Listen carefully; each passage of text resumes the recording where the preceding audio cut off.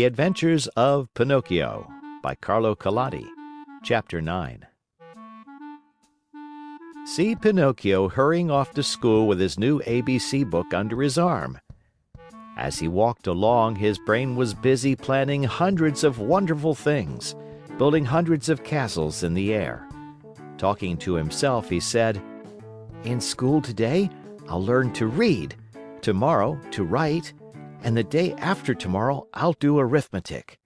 Then, clever as I am, I can earn a lot of money.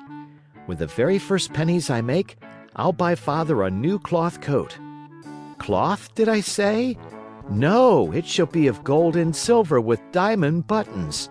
That poor man certainly deserves it, for after all, isn't he in his shirt sleeves because he was good enough to buy a book for me?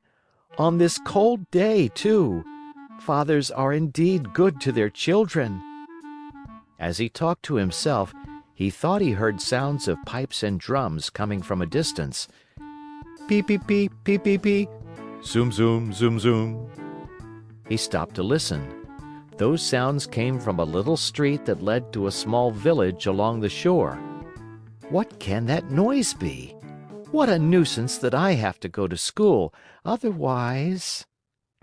There he stopped, very much puzzled.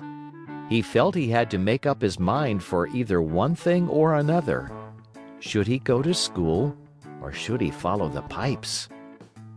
"Today I'll follow the pipes, and tomorrow I'll go to school. There's always plenty of time to go to school," decided the little rascal at last, shrugging his shoulders. No sooner said than done. He started down the street, going like the wind. On he ran, and louder grew the sounds of pipe and drums. Beep, beep, beep, beep, beep, beep, beep, beep, beep. Zoom, zoom, zoom, zoom. Suddenly, he found himself in a large square, full of people standing in front of a little wooden building painted in brilliant colors. "What is that house?" Pinocchio asked a little boy near him. "Read the sign and you'll know." "I'd like to read, but somehow I can't today." "Oh, really? Then I'll read it to you. Know then that written in letters of fire I see the words, 'Great Marionette Theater.'" "When did the show start?" "It is starting now." "And how much does one pay to get in?" "4 pennies." Pinocchio, who was wild with curiosity to know what was going on inside, lost all his pride and said to the boy shamelessly, "Will you give me 4 pennies until tomorrow?" "I'd give them to you gladly," answered the other, poking fun at him, "but just now I can't give them to you." "For the price of 4 pennies, I'll sell you my coat." "If it rains, what shall I do with a coat of flowered paper? I could not take it off again."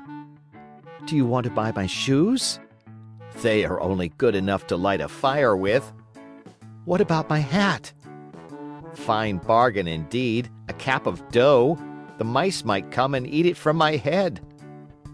Pinocchio was almost in tears. He was just about to make one last offer, but he lacked the courage to do so. He hesitated, he wondered, he could not make up his mind. At last he said, "Will you give me 4 pennies for the book?" "I am a boy and I buy nothing from boys," said the little fellow with far more common sense than the Marionette. "I'll give you 4 pennies for your ABC book," said a ragpicker who stood by. Then and there the book changed hands. And to think that poor old Geppetto sat at home in his shirt sleeves, shivering with cold, having sold his coat to buy that little book for his son. End of chapter.